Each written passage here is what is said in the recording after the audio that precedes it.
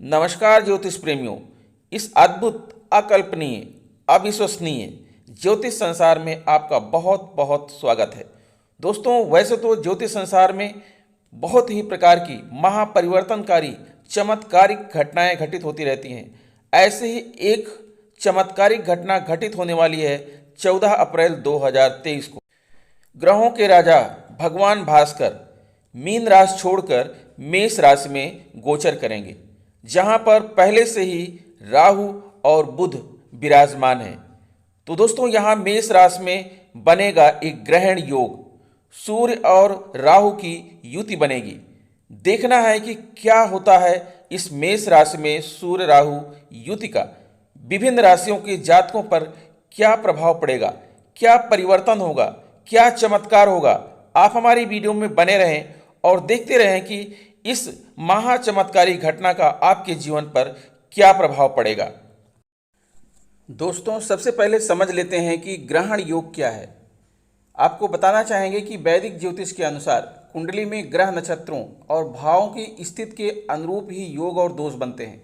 यदि किसी जातक की कुंडली में ग्रह और नक्षत्रों की चाल अच्छी नहीं है तो उसके जीवन पर बुरा प्रभाव पड़ता है। उसे जीवन भर कड़ी मेहनत करनी पड़ती है और मनचाहा परिणाम के लिए इंतजार भी करना पड़ता है।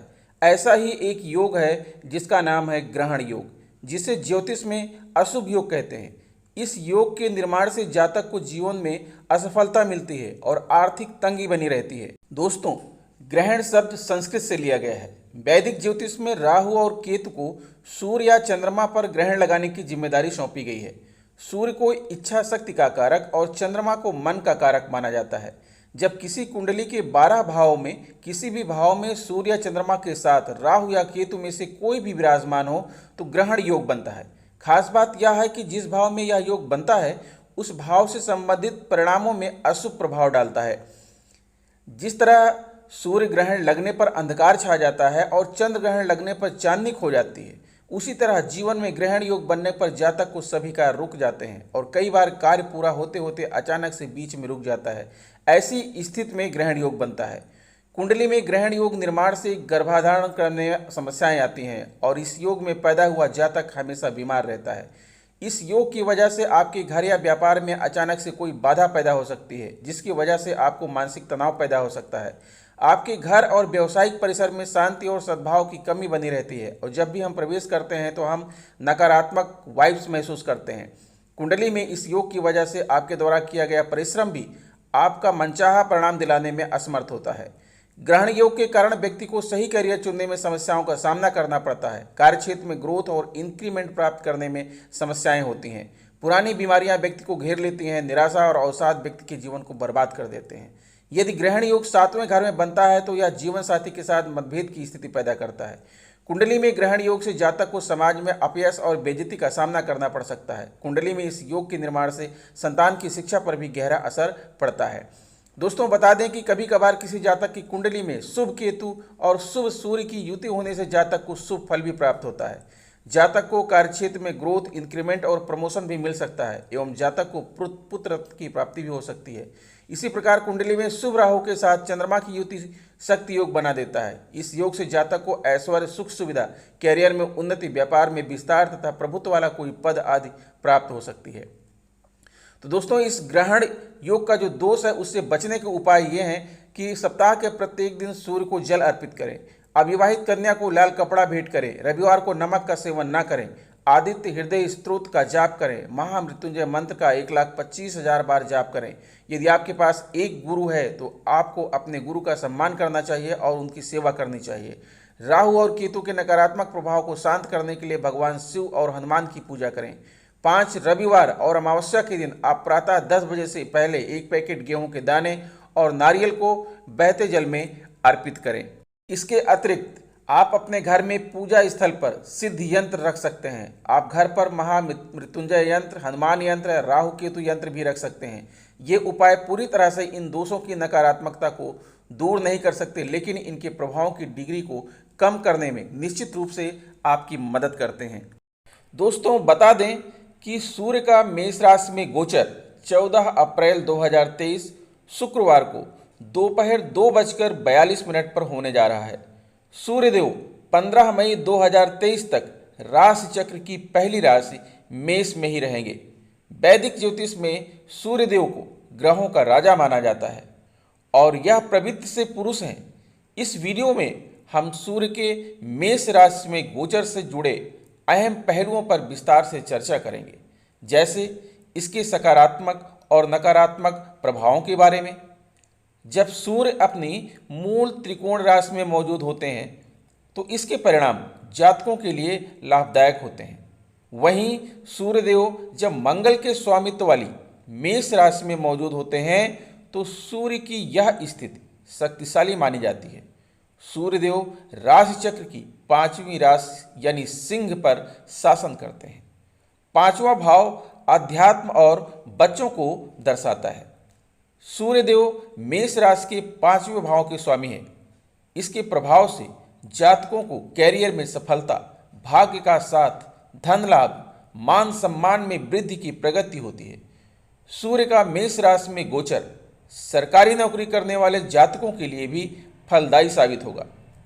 इस गोचर के परिणाम स्वरूप आपके अंदर अध्यात्म के प्रति झुकाव बढ़ेगा और यह आपकी मानसिक सेहत के लिए बेहद लाभकारी साबित होगा।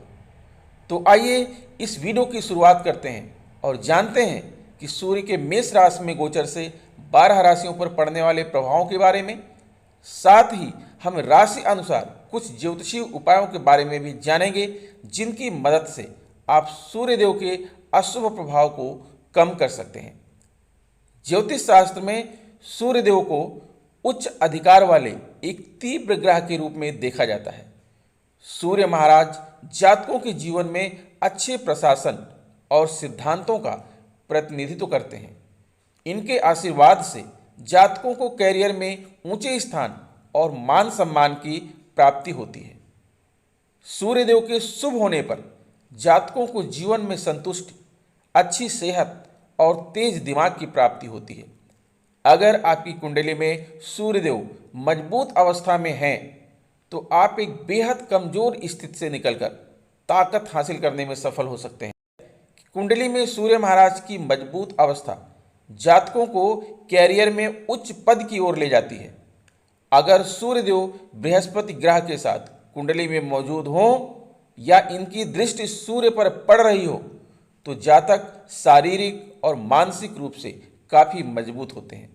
वहीं अगर सूर्यदेव राहु और केतु जैसे हानिकारक ग्रहों के साथ मजबूत होते हैं तो ऐसे में आपको मान सम्मान में कमी, डिप्रेशन और आर्थिक नुकसान का सामना करना पड़ सकता है। हालांकि सूर्यदेव का आशीर्वाद प्राप्त करने के लिए आप अच्छी गुणवत्ता वाला माणिक धारण कर सकते हैं। इसके अलावा आप रोजाना सूर्य गायत्री मंत्र और श्री आदित्य हृदयम का पाठ भी कर सकते हैं।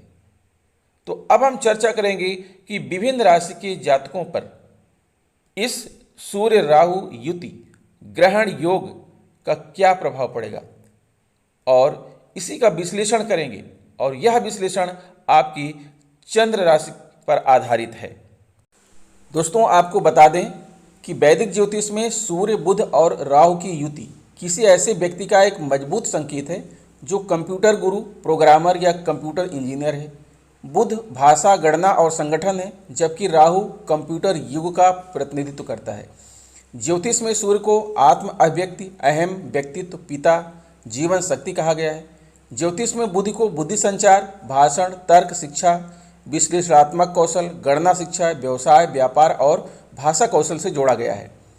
ज्योतिष में राहु को भ्रम, वर्जित तोड़ने वाला, अपरंपरागत, धोखेबाज, जादूगर, विदेशी उत्पाद और स्थान, राजनेता, व्यापक संचार और कंप्यूटर से संबंधित उत्पाद से जोड़ा गया है। ग्रह युति में यह केवल एक ऊर्जा होते हैं और जब अलग अलग प्रकार की ऊर्जा एक साथ आती है तो वह एक नई प्रकार की ऊर्जा का निर्माण करती हैं। नई प्रकार की ऊर्जा आपके जीवन में एक ऐसी स्थिति लाती है जो उस संयोग को, नियति को पूरा करती है। दोस्तों, सूर्य की रोशनी और राहु द्वारा बुद्धि का प्रवर्धन व्यक्ति को उच्च स्तर पर अपने आप को दिखाने की अभिव्यक्ति देने वाला होता है। जिस प्रकार राहु सूर्य से और सूर्य राहु से घृणा करता है, लेकिन बुध को दोनों में सर्वश्रेष्ठ मैत्री भाव प्राप्त करता है। इस कारण से अहंकार के साथ आश्वस्त रहते हैं और वास्तव में खुद पर विश्वास करने की बुद्धि, ज्ञान और संचार क्षमता में बहुत निपुण हो जाते हैं ऐसे जातक। इसके प्रभाव से व्यक्ति के भीतर अथाह ज्ञान समाहित रहता है, संवाद करना चाहते हैं और बदलाव के पक्षधर होते हैं। अपनी बुद्धि के लिए सम्मानित होने की चाह भी बहुत अधिक होगी। इन तीनों का प्रभाव संयुक्त रूप से जबरदस्त बदलावों का प्रतीक है। वर्जनाओं को तोड़कर विदेशी भूमि में जाकर और विदेशी भूमि में परिवर्तन लाकर शिक्षा में सफलता प्राप्त करने की योग्यता खूब रख सकते हैं। यदि सूर्य कमजोर है तब ऐसे में थोड़ा गंभीर होना भी पड़ता है। ऐसे में राहु ने दोनों नक्षत्रों को ग्रहों को ग्रहण किया तो ऐसी स्थिति को दर्शा सकता है जब व्यक्ति के भीतर मौजूद ज्ञान स्पष्ट रूप से नहीं आ पाता। कुछ स्थिति में व्यक्ति मूक हो सकता है या बोलने की समस्या हो सकती है, जिसके अहंकार आहत हो सकता है। तो दोस्तों आइए देखते हैं कि आपकी कुंडली का विश्लेषण करने के पश्चात आप पर इसका क्या प्रभाव पड़ने वाला है। मीन राशि के जातकों के लिए सूर्यदेव छठे भाव के स्वामी हैं और अब वह आपकी कुंडली के दूसरे भाव में गोचर करने जा रहे हैं। छठा भाव बीमारियां और कर्ज का भाव है, जबकि दूसरा भाव पैसा और घरेलू जीवन का प्रतिनिधित्व करता है। कैरियर के लिहाज से यह गोचर आपके लिए ज़्यादा फायदेमंद न रहने की आशंका है। संभव है कि इस दौरान आपको अपने काम के लिए पर्याप्त सराहना ना मिले। आशंका है कि बिजनेस करने वाले जातकों के लिए गोचर की अवधि ज़्यादा लाभकारी ना रहे। इस दौरान आपको धन लाभ कमाने में परेशानियों का सामना करना पड़ सकता है। इसके अलावा जातकों को आर्थिक नुकसान भी हो सकता है, इसलिए आपको इस गोचर के दौरान अधिक सावधानी के साथ आगे बढ़ने की सलाह दी जाती है। आर्थिक तौर पर देखिए तो सूर्य का मेष राशि में गोचर आपके लिए ज़्यादा खास न रहने के आसार हैं। इस दौरान आपके खर्चे में वृद्धि हो सकती है और इस कारण आप ज़्यादा पैसे बचाने में असफल रह सकते हैं। प्रेम संबंध के लिहाज से आपको अपने रिश्ते में सामंजस्य की कमी महसूस हो रही है। इसके परिणाम स्वरूप आप अपने रिश्ते को लेकर असंतुष्ट नजर आ सकते हैं।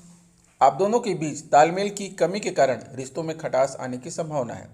सेहत की दृष्टि से यह समय आपके स्वास्थ्य के लिए अच्छा नहीं कहा जा सकता, क्योंकि सूर्यदेव छठे भाव के स्वामी के रूप में आपके दूसरे भाव में मौजूद होंगे।